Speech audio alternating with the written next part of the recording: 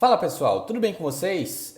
A fase de grupos chegou ao fim. Agora é mata-mata, é oitavas de final. Vamos conferir o que de melhor aconteceu. Coreia do Sul surpreende, Uruguai dá adeus. Sérvia e Suíça, duelo problemático de muita polêmica. A Suíça classifica e mais uma zebra na Copa. O Brasil perde para Camarões. Vamos projetar também os confrontos de amanhã.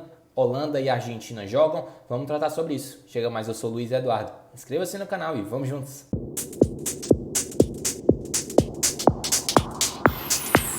Bom, galera, vamos lá, né? Primeiro jogo que a gente quer tratar, Uruguai 2, Gana 0. Por sinal, que jogo foi esse? Arrascaeta, primeiro ponto que eu queria tocar aqui. É um absurdo ele ser só utilizado agora no terceiro jogo. É por isso que o Uruguai foi eliminado, pela incompetência do seu treinador, Diego Alonso. O time tem Cavani, Darwin Núñez, Godin, Suárez, Arrascaeta, Valverde, Bentancur, Vecino. É um bom time no papel. Bom time no papel, mas na prática, pelo amor de Deus. O Uruguai até venceu a Gana. Contra Portugal melhorou absurdos quando o Arrascaeta entrou e outro jogador, camisa 8, que agora me falhou a memória. Mas o Uruguai melhorou demais, especialmente na entrada do Arrascaeta.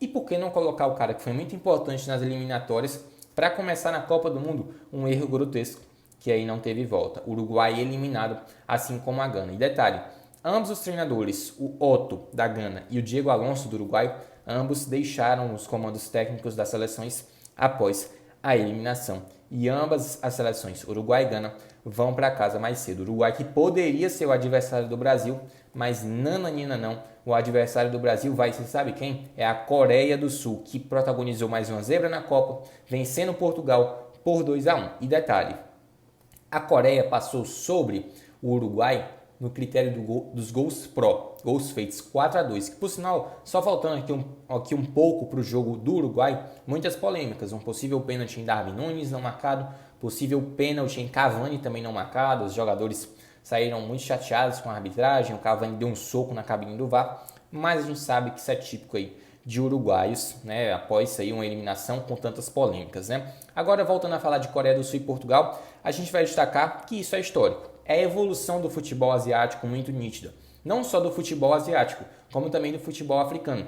Será que a gente nunca teve assim uma Copa com tantos representantes desses continentes na fase decisiva de mata-mata? A gente tem Marrocos e Senegal da África, nós temos o Japão e a Coreia do continente asiático, e ainda tem a Austrália da Oceania. Então, realmente são as surpresas aparecendo na Copa. O detalhe aqui, a Coreia vai ser o adversário do Brasil e a gente tem alguns pontos a ressaltar. Heung-min Son, principal destaque do time, chamado carinhosamente por nós de Sonaldinho. O Hwang Hee-chan, que é um bom atacante, já jogou no Wolverhampton, está no Leipzig.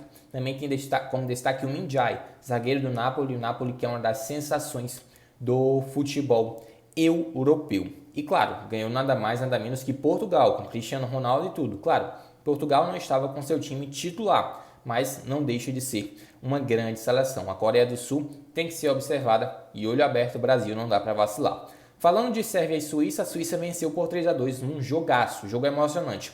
É claro que Sérvia e Suíça sempre tem aquele contexto político, de rivalidade, de provocação, não à toa. Quando o Shaqiri abriu o placar, ele fez a provocação, né? Fazendo o sinal de silêncio para a torcida adversária, para o time adversário, como queira. E o Vlahovic, quando virou o jogo, fez 2-1 para a Sérvia, ele também fez o mesmo sinal. O detalhe aqui, a Suíça que acabou vencendo no final, eliminando a Sérvia e classificando com a mesma pontuação do Brasil, 6 pontos. A diferença ali no critério do saldo de gols que favoreceu a seleção brasileira, né? O detalhe é que essa questão, até queria falar um pouco mais sobre isso, da questão política envolvendo Sérvia e Suíça, já é muito antiga.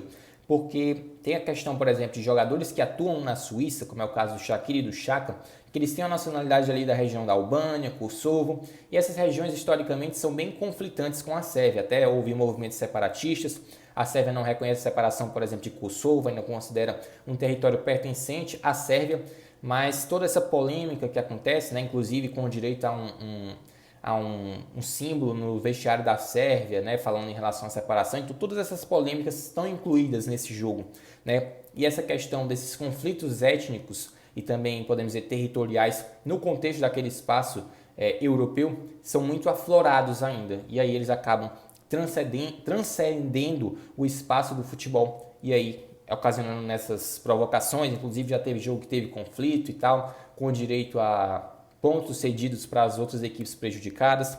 Então é basicamente esse o contexto. Em Brasil 1,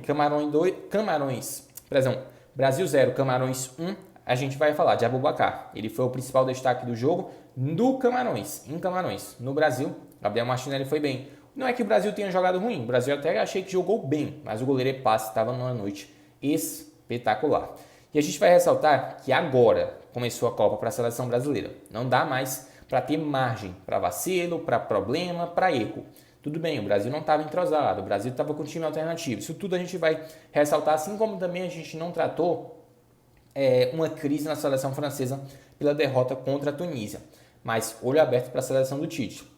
Tem a lesão do Alex Telles, tem o Alexandre pode voltar ou não, Neymar volta ou não, Danilo volta ou não, mas o Brasil é favorito contra a Coreia do Sul. Mas quem disse que no futebol você ser favorito é certeza que você vai passar? Nada disso. E a Copa está mostrando isso. O Brasil é mais uma vítima, podemos dizer assim, vítima de zebra, assim como a Argentina foi, a Alemanha foi, a Bélgica foi. Então a gente não pode menosprezar o fato de que as zebras estão acontecendo com uma certa recorrência, principalmente nessa edição da Copa, tá? Então esses foram os jogos para finalizar a fase de grupos. Uruguai 2, Gana 0, Coreia do Sul 2, Portugal 1, Sérvia 2, Suíça 3, Brasil 0, Camarões 1, Brasil que por sinal não perdia em uma fase de grupos da Copa, um jogo de fase de grupos desde o século passado, há 24 anos atrás, 1998 para ser mais específico. Amanhã já começa a fase de oitavas de final. Nós vamos ter 2 duelos bem interessantes.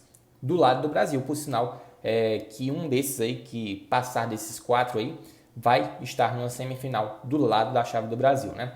Holanda e Estados Unidos é o primeiro jogo. Favoritismo da laranja mecânica, mas não menospreze esses Estados Unidos, que por sinal empatou com a Inglaterra, tem um time organizado, um time que tem como referência técnica Pulisic, e a Holanda, embora tenha passado com 7 pontos no grupo com Equador, Senegal e Catar, ainda tem muitas inseguranças, é uma equipe que ainda não mostrou uma atuação, digamos, tão convincente. Claro que tem como os destaques Gakpo, De Jong, Van Dijk, Depay, mas é ainda a seleção que tem suas incertezas e vai ser um jogo importante da gente tratar, embora eu veja a Holanda como favorita e para mim vai avançar de fase.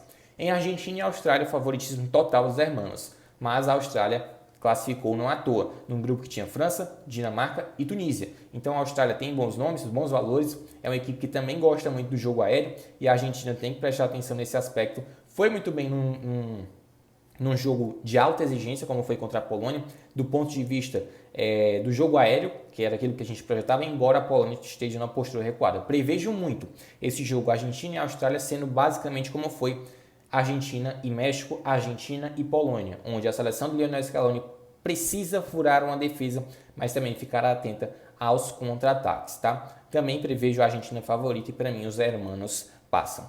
E aí, o que é que tu acha sobre isso? Sobre os jogos de hoje? O que falar dos jogos de amanhã? Comenta aí, inscreva-se no canal e eu volto na próxima. Valeu!